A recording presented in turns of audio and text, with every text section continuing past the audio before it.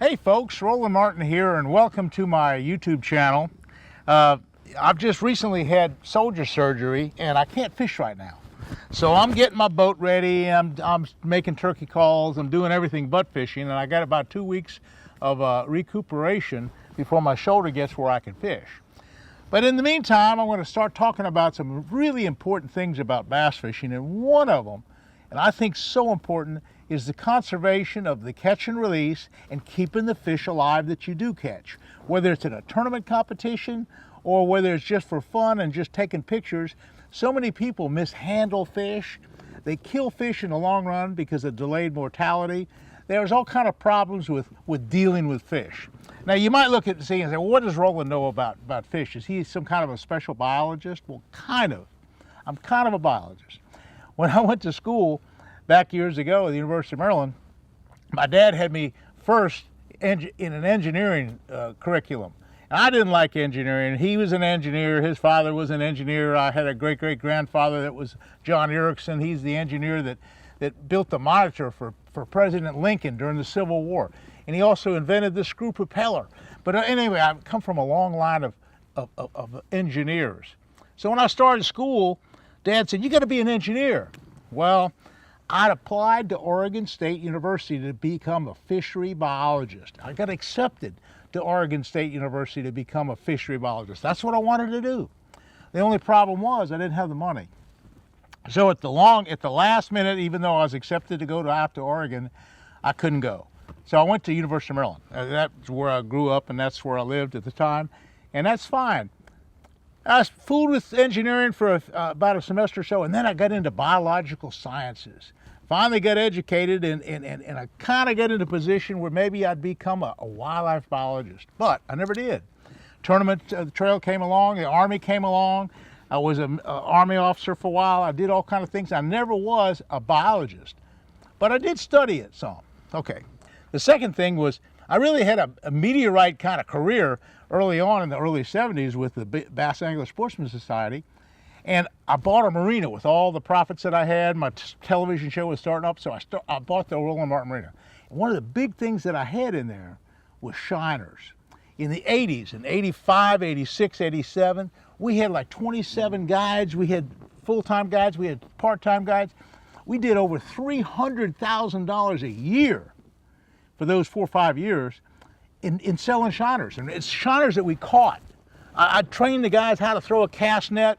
I'd show them how to add the salt to the tanks. I'd show them how to put the water just right and get the pH just right and how to filter it all. And I'd get biologists. I'd actually hire biologists from the state of Florida. They'd come in and look at my shiner operation. I built these great big tanks that were 20 feet long and 10 feet wide, and it was all full of shiners. And I could store like 5,000 shiners at a time. Selling them at $1 a piece, by the way. Anyway, we were making a lot of money. I was training a lot of people. I had at one time 5 shiner guys. All they did was go out with boats and catch shiners for us because we had so much business on the shiner business. Well, in doing so, you have to learn how to get water quality just right. You have to think about the temperature of the water. You have to think about the diseases and pathogens, and you have to think about delayed mortality. There's all sorts of things you have to think about on the biological level. Now you're just a fisherman. You don't have to think of it on that level. I'm going to explain a couple simple things today that's really easy to do, that really, really will keep your fish alive in the long run.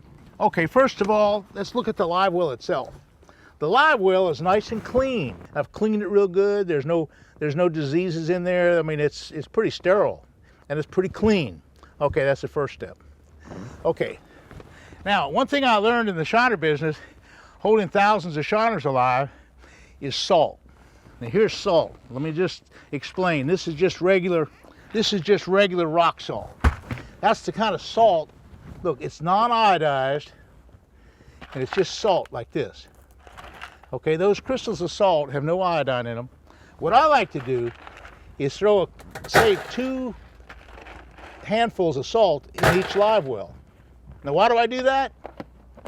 Well, again, let's get into a little biology. You know, fish, whether it's a shiner or whether it's a big bass or whether it's a snook, I don't care what kind of fish it is, they have scales and they have slime. The slime on the outside of the fish is their protective coating. It protects them against bacteria, it affects them against viruses, all sorts of parasites and things like that. Rock salt promulgates slime growth. Okay, when you catch a fish, the first thing that happens a lot of times is these carpets are bad. What happens is that fish will flop on a carpet like this, and this carpet will kind of rub the slime off. That's the first problem. So now you have a spot on the fish that's exposed to diseases and exposed to parasites. Now see, let's talk about delayed mortality. What delayed mortality is, you might catch a fish today, it flops on the floor, you think it's all right. If you put it in Livewell for a while, you maybe take pictures of it, and you maybe weigh it in for a tournament, and you release it. Okay, it's all catch and release, that's fine. What about 2 and 3 days from now? 2 or 3 days from now, that spot where you wiped all the slime off could get infected, and it gets sick, and after 3 or 4 days, or maybe a week, the fish dies. Delayed mortality. Okay, to prevent that, number one, don't let it flop on the floor. Okay, secondly, let's talk about nets itself. Okay, here's a net. Now this net, it's kind of just a cloth net. It's not bad. It's got kind of a rubber coating, but it's not exactly a rubber coated net. Here's a net that is rubber coated.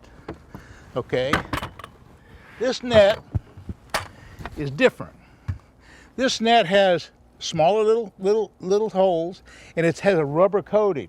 This is far better on the fish and the fish slime. It doesn't knock all the slime off like that other rougher net. There's another kind of net, I don't have any right now, that's completely rubber. It's a rubberized net. It's the best. In fact, but this is a good one too. This is a very, very good net. So okay, so when you dip the fish up, boom, you try not to let it flop on the floor. You try not to let it flop too much in the net. Okay, you pull it out. Now, what am I going to do with it? Well, I might weigh it. Be quick about it. I like to hold fish by their jaw, but in a down position so it doesn't really hurt the jaw. So I'm not really touching the fish in any way. Okay, I put him in the live well.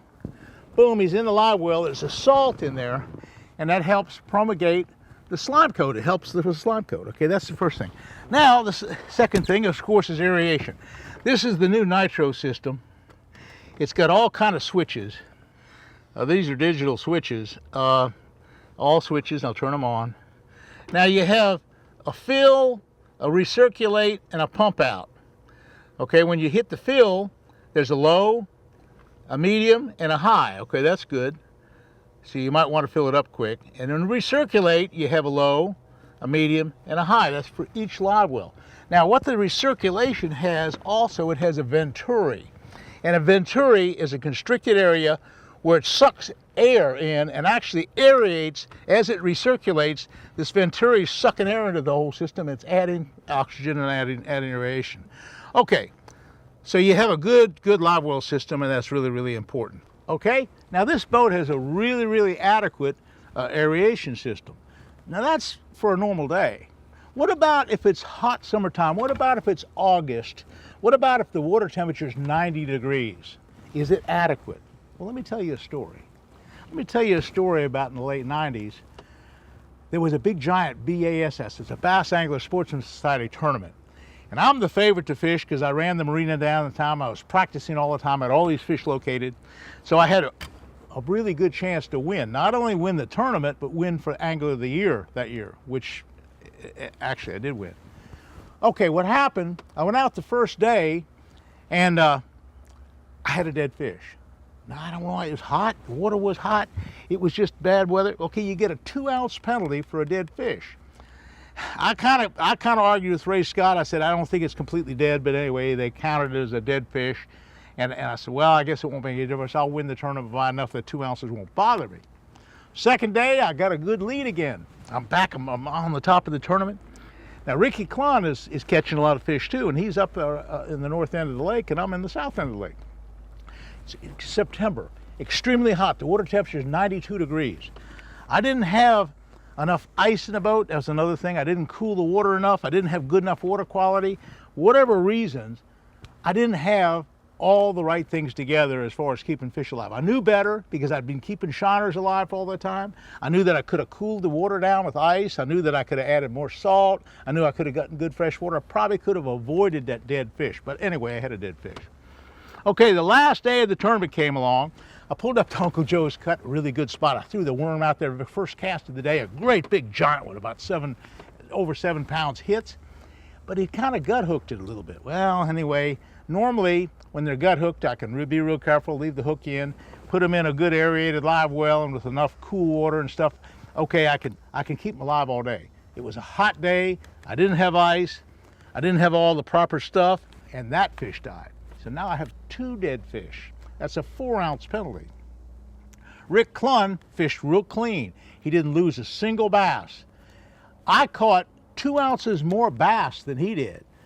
But because of the 4 ounces of penalty, I was 2 ounces behind. I came in 2nd place and he won it by 2 ounces because of my dead fish. Now that dead fish cost me $30,000. The difference between 1st and 2nd place was a $30,000 difference. So I learned right then. I said, for $30,000, I can buy I can buy everything in the world to keep fish alive. I can buy a brand new boat. I mean, I'm not going to let that happen again. I'm not going to let another fish cost me $30,000. That's what happened. A dead fish, or actually 2 dead fish. So I got to thinking. I knew enough about biology. I knew enough about taking care of fish. And let me just go through some of the steps now that I recommend. Okay, first of all, you got good water quality. You have a good aeration system. You put some rock salt in. There's another chemical here. This is rejuvenate. Let's talk about the biology here. Let's talk about this. These little crystals, oh, that's okay. These little crystals, some of the in there is methylene blue. Now what's methylene blue? Methylene blue is a chemical. Now listen to this. This is the biology now. Methylene blue is a chemical that allows the hemoglobin of the blood. The hemoglobin's all in everybody's blood, in your blood, in my blood, in the fish's blood. Hemoglobin absorbs oxygen, okay? And that's, in other words, if you enhance the hemoglobin, if you allow the hemoglobin to absorb more oxygen, then with the limited amount of oxygen in the water, this methylene blue will help. It'll help the transfer of oxygen. So it just helps, okay? The other thing, it does have salt in there. And it has another chemical in there called aquaflavin. Now, aquaflavin is a special chemical. I learned this because I had biologists come down to the marina and they talked all about aquaflavin. What aquaflavin does, and it's getting real technical here, is it coats the cell, it coats the nucleus of the cell in such a way that it kills gram-positive bacteria. The gram-positive bacteria is just a type of bacteria. That's about half the bacteria is gram-positive. So if you kill half the bacteria, well, you've gone somewhere.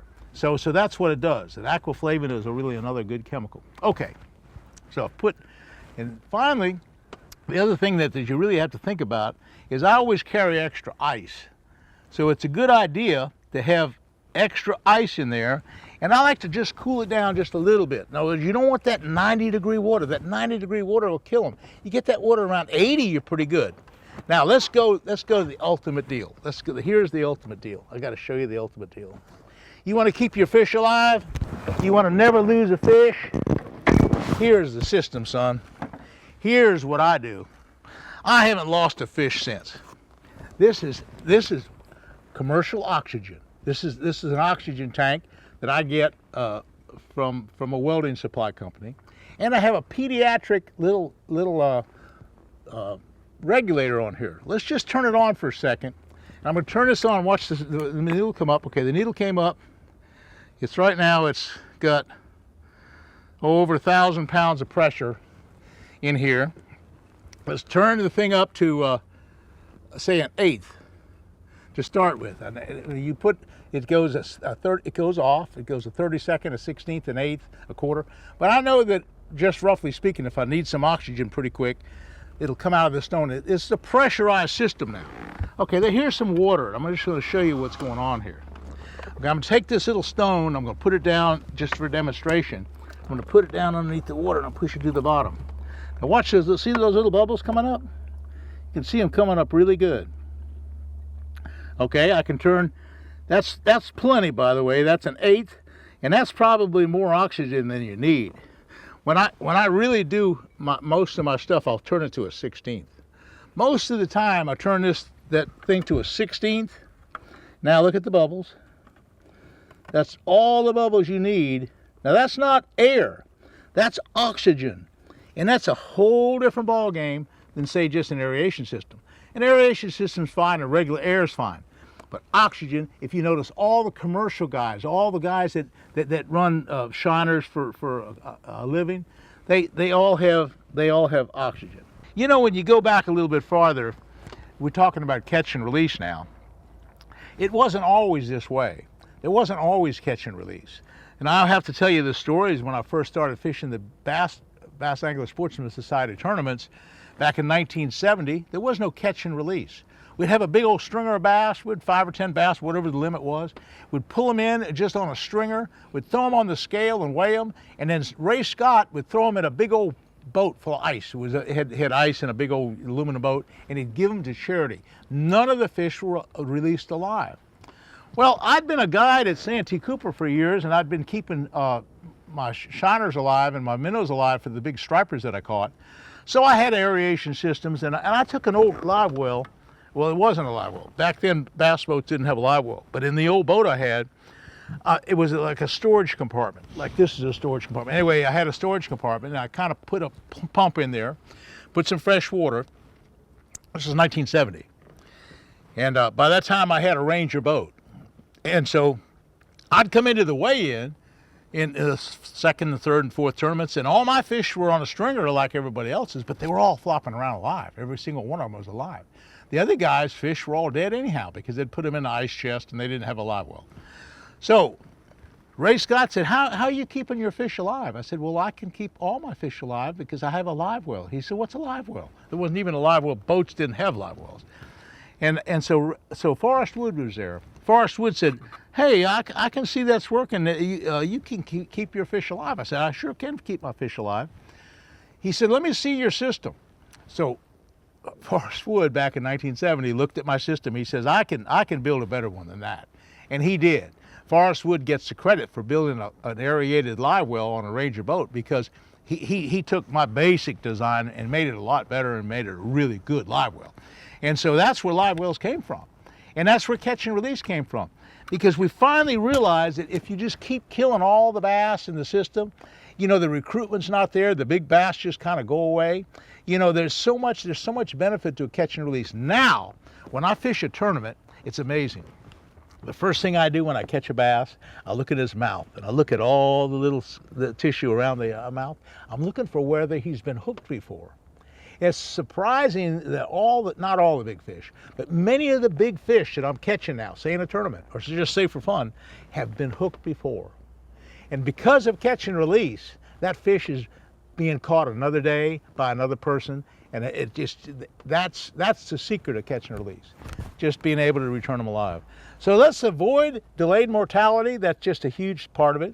You know, let's incorporate some of these better biological things like using salt, like using Rejuvenate. Let's keep the water cool. Let's get good, fresh, clean water. And let's keep these fish alive. Catch and release is the secret.